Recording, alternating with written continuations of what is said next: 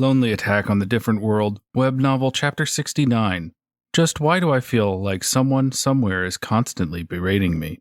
Day 30, the Faraway Labyrinth, 51st floor. Floor 50 of the dungeon had a Cyclops, a one-eyed giant. It was outrageously strong.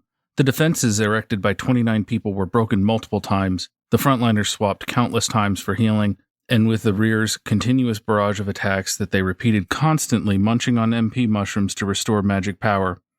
They were somehow able to barely defeat it, but everyone was either injured or fatigued so much that they couldn't even stand. It was too close, even for a narrow victory. We are completely spent. One level 50 is a threat capable of pushing us to the brink of annihilation. That is a floor master. We didn't meet one until we reached the 50th floor. Even Otakun's group didn't know what lies ahead. Are they going to show up every 10 levels, every 25 levels? Or maybe they are waiting only on the floors 50 and 100. In the worst case, they might even be on every 5th level. And what is with the level of monsters continuously growing? In fact, if it wasn't for Kazaki's group in the Vanguard, we wouldn't have been able to make it through. Their close combat ability greatly surpasses their stat numbers. They are monsters. They just reunited with everyone, but their coordination is on the level where they don't even have to look to know what they should be doing. Haruka-kun mentioned it earlier.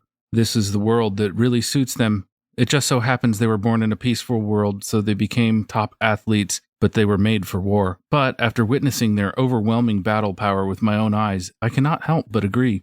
And then Shimasaki-san group's ability to crush their enemies. Before anyone noticed, they had already overtaken Otakun and the others and went past level 80. And what's even more important, after thanking and apologizing to Otakun and the others and reuniting with Haruka-kun, they finally regained their sanity, so they no longer pushed themselves to needless exhaustion or injuries. Until now, they were too distracted with what was going on around them, but now they have focus. At this point, they are very versatile, capable of not only melee, but also good at offense and defense, and combat magic, and their levels keep rising. They are still getting experience from Haruka-kun, which means that Haruka-kun is fighting monsters far surpassing the levels of those that we are facing, even at this very moment, and Otakun's group is assisting others with appropriate support. They understand skills and are good at assessing the situation. Coming to another world, they really began taking things seriously. Only 9 people were added to our original group of 20 girls, but I think that our battle potential has more than doubled. The Vanguard and the Center are a lot tougher, offense and defense greatly improved.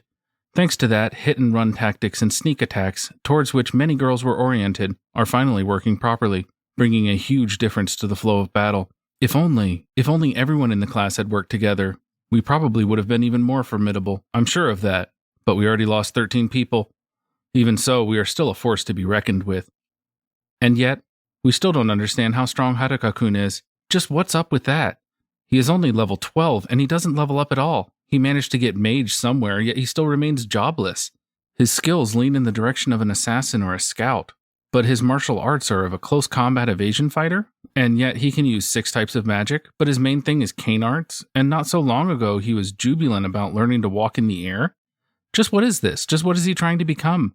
Going by his stats, he is weak, but looking at him fighting, he is strong. He actually defeated a level 50 Goblin Emperor on his own. We barely managed to beat a level 50 with 29 of us. He is probably fighting level 100 monsters on the lowest floors, and still, somehow, he survives. It might be okay, but it might not be. Normally, there is no way it can end okay. Thinking in normal terms, his situation is absolutely and utterly hopeless.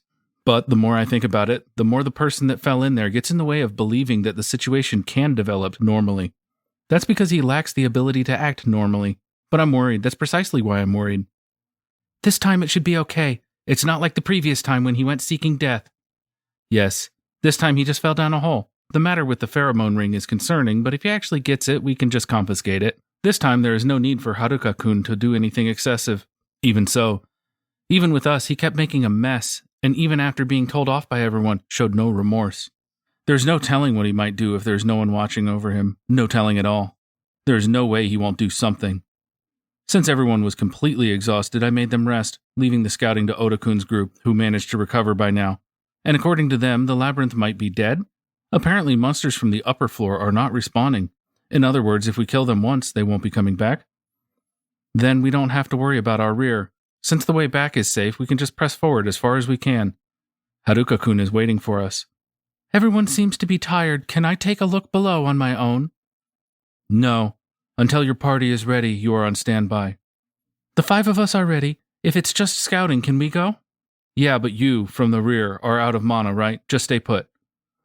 3 people from the center recovered, though. Until a full party is ready to go, you can't. Just calm down already. Everyone wants to go down as fast as possible, even if it's only a little bit faster. In any case, we won't be able to catch up with him unless we get stronger. We won't even be able to fight alongside him. I might be losing my cool, I might be too impatient, I might be yearning for Haruka-kun. While there is no lie in everyone's desire to protect Haruka-kun, there might also be a certain yearning for Haruka-kun, who time after time beats merciless odds, who annihilates despair itself, who claims that even the impossible can be beaten if you hit it long enough. He might be the source of that yearning and impatience.